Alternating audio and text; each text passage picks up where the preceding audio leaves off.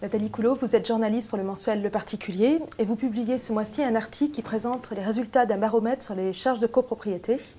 Donc il existe déjà 2 bases de données sur les charges de copropriété. Pourquoi publier justement un 3e baromètre ? Alors, il existe effectivement 2 baromètres. Le premier, qui existe depuis des années, qui est publié par l'UNIS, ce sont les syndics. Il est publié sur la base de données fournies par les syndics. Et en fait, le problème, c'est que depuis des années, on se rend compte que les chiffres donnés sont extrêmement bas et complètement déconnectés de la réalité de ce que payent les copropriétaires en réalité. Donc, les copropriétaires inquiets ont saisi leur association, l'association qui les représente, qui s'appelle l'ARC, l'association des responsables de copropriété, qui a commencé, il y a 2 ans, à faire un baromètre à elle, qui montrait que les chiffres étaient le double de ceux annoncés par l'UNIS. Du coup, le particulier s'est dit, il y a vraiment quelque chose à faire, il y a un problème dans ce secteur, il faut que nous aussi on regarde les charges de copropriété. Et notre baromètre montre que les charges sont effectivement à peu près le double de celles annoncées par l'UNIS.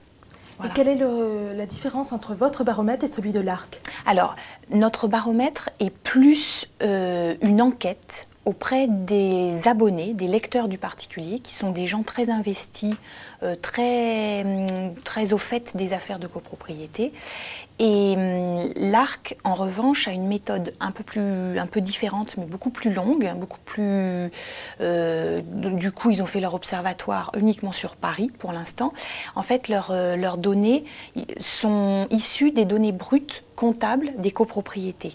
Donc, ils analysent tous les comptes des copropriétés. Nous, on a demandé à nos lecteurs de répondre à un questionnaire très complexe, très détaillé, mais c'est un questionnaire. On demande à nos lecteurs de regarder dans leurs comptes quels éléments ils ont, combien ils payent, ils nous les transmettent, et de cette façon, on leur fait confiance et on n'exploite pas directement les données brutes des copropriétés, ce qui nous permet d'avoir un baromètre sur toute la France. Et ce que montre votre enquête, c'est que les charges ont beaucoup augmenté. Vous expliquez ça comment ? Voilà, alors effectivement, les charges augmentent entre 2008 et 2009 entre 3 et 4%, c'est-à-dire largement au-dessus de l'inflation. On explique ça par le fait que souvent, dans les copropriétés, les contrats ne sont pas toujours négociés au mieux. Ce sont généralement les syndics qui négocient les contrats, et c'est une tâche un peu ardue, complexe. Les copropriétaires eux-mêmes ne sont pas toujours au fait des contrats qu'ils payent et de la négociation.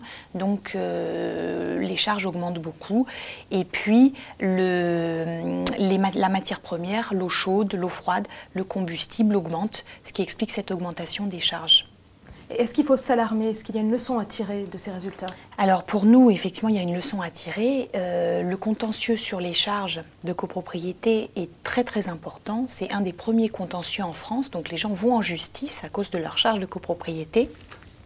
Et ce que nous disons, c'est que les charges augmentant de façon importante, les gens vont avoir de plus en plus de mal à les payer, ces charges, mettant les copropriétés de plus en plus en difficulté, avec des procédures contre les mauvais payeurs.